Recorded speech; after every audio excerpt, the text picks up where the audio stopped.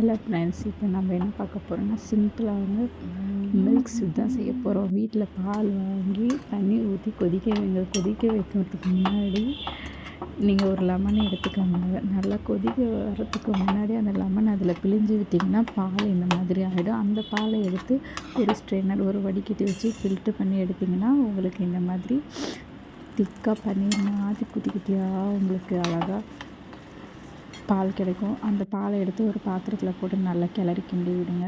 கிண்டி விட்டுட்டே இருக்கணும். கொஞ்சம் தண்ணிலாம் இழுத்ததுக்கப்புறம் நீங்கள் இது கூட சர்க்கரை ஆட் பண்ணி நல்லா சர்க்கரையும் போட்டு நல்லா மிக்ஸ் பண்ணிவிட்டு வாசனைக்கு கொஞ்சம் ஏலக்காயும் தட்டி போட்டு நல்லா கிளறி விடுங்க.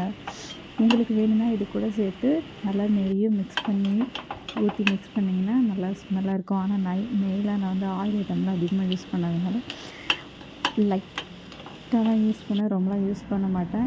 நல்லா கிளறிக்கிட்டே இருந்தீங்கன்னா உங்களுக்கு பால் வந்து இந்த மாதிரி பால் சர்க்கரை ஏலக்காய்லாம் சேர்த்து இந்த மாதிரி மிக்சரில் நம்மளுக்கு வந்துடும்.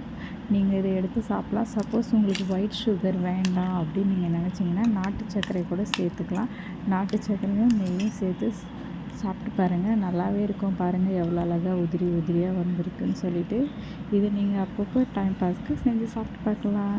தேங்க்யூ.